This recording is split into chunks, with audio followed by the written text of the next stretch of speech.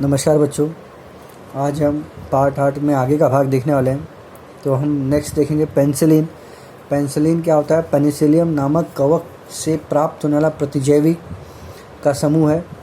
जैसे हम लोग को कान, नाक, गला, त्वचा में जीवाणु द्वारा जो संसर्गजन्य रोग हो जाता है तथा निमोनिया, स्कारलेट ज्वर, ये सब जो चीज़ें हो जाती हैं उसके लिए हम लोग पेनिसिलिन युक्त औषधियों का उपयोग करते हैं।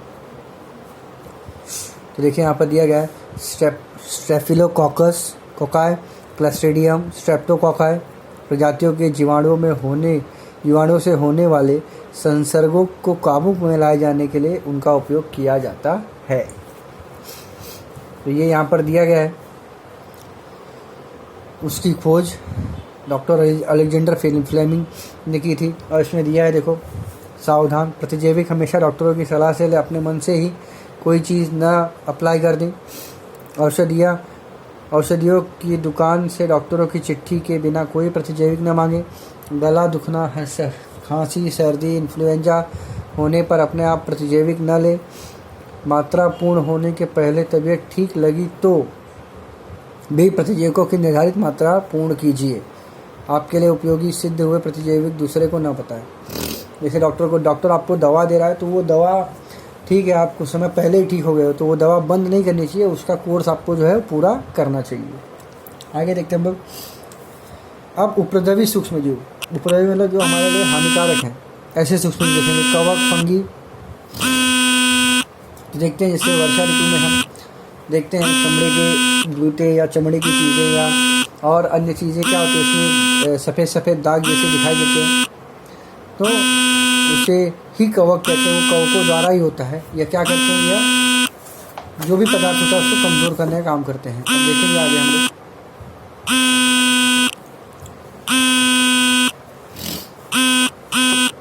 हवा में कवकों के एक सूक्ष्म जीवाणु होते हैं। नमी मिलने से सूती कपड़े, चमड़े के जूते, चमड़े की वस्तुएं, लकड़ी जैसे कार्बनिक पदार्थों पर बीजाणु अंकुरित होते हैं। कवक के तंतु इन पदार्थों में गहराई तक जाकर अपना पोषण और प्रजनन करते हैं। इस प्रक्रिया के कारण वो मूल पदार्थ क्षीण हो जाता है और इसके कारण फफूंदी लगा कपड़ा, पटसन, चमड़े की चप्पल, जूते, बटुए, पट्टे अधिक समय तक टिक नहीं पाते और ख़राब हो जाते हैं। तो ये हमारे लिए ख़राब है, इसलिए उसको उपद्रवी सूक्ष्मजीव का नाम दिया गया है, कवक।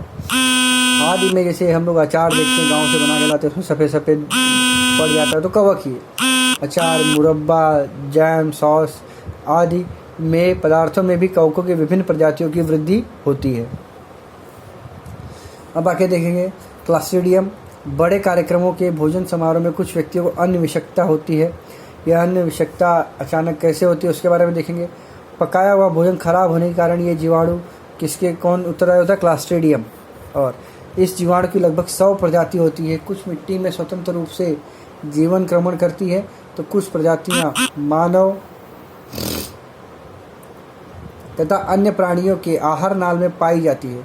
यह जीवाणु बेलनाकार होते हैं तथा प्रतिकूल परिस्थिति में बोतल के आकार वाले बीजाणु तैयार करते हैं। ये हवा की ऑक्सीजन का सर्वसामान्य अनुपात सहन नहीं कर पाते।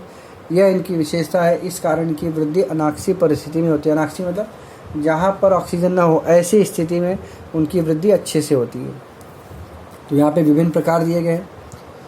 क्लस्ट्रीडियम टिटेनी, क्लस्ट्रीडियम परफ्रिंजस, क्लस्ट्रीडियम बोटेरोलिनम और क्लस्ट्रीडियम डिफिसाइल। तो इस तरीके के दिए। अन्य रोगकारक सूक्ष्मजीव देखेंगे हम लोग।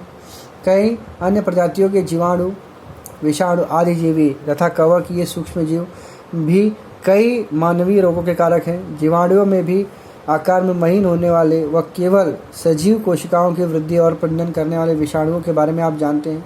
तो ये हम देखें आगे। इस तरीके से ये पार्ट देखिए कंप्लीट होने के लिए आ गया है।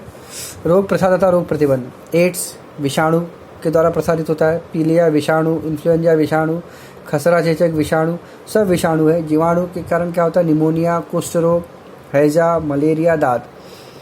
अब प्रसार कैसे होता है? एड्स से बाधित व्यक्ति के शरीर का रक्त, वीर्य, माँ का दूध।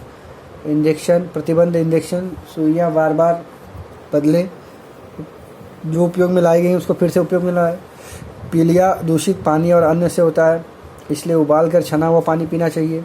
इन्फ्लुएंजा विषाणु रोगी के संपर्क में आने से होता है, तो रोगी के संपर्क में आने से टालना चाहिए। खसरा भी उसी तरीके से आता है। टीकाकरण इसका उपाय है। बर्ड फ्लू रोगी पक्षी या प्राणी आदि के संपर्क में आने से होता है। स्वच्छता तथा सही विधि से पकाया हुआ मांस। डेंगू मच्छर का डंक से होता है। ये क्यों होता है? आजू बाजू गंदगी जमा हो जाती है, पानी जमा होता है, इससे पानी बहुत दिन तक जमा रहता है तो वहाँ पे मच्छर पैदा होते हैं। स्वच्छता तथा सही विधि परिसर स्वच्छता और पानी न जमने देना आदि। निमोनिया रोगी से हवा में आने वाले महीन बूंदे से प्रसरण होता है। टीकाकरण और रोगी से दूर रहना। कुष्ठ रोग रोगी के दीर्घकाल संपर्क में रहने पर रोगी के संपर्क में उसी वस्तुओं का उपयोग टालना। हैजा भी दूषित पानी अन्य से होता है, इसलिए पानी गर्म करके पीना चाहिए, स्वच्छ पानी पीना चाहिए। मलेरिया भी मच्छर के डंक से होता है। परिसर स्वच्छता सेम वही जो डेंगू में है। दाद रोग कवक रोग और रोगी की वस्तुओं को यूज़ करने से होता है, फैलता है, इसलिए हर एक चीज़ अलग अलग वस्तुएं यूज़ करना चाहिए। अलग टॉवेल, अलग हर चीज़, अलग कपड़े। तो ये सब स्वच्छता रखनी चाहिए और रोगी के संपर्क में आने से टालना चाहिए। तो इस तरीके से आपका ये पार्ट खत्म हो गया है। इसको आप लिख डालिए। आगे हम नेक्स्ट पार्ट के साथ मिलेंगे। धन्यवाद।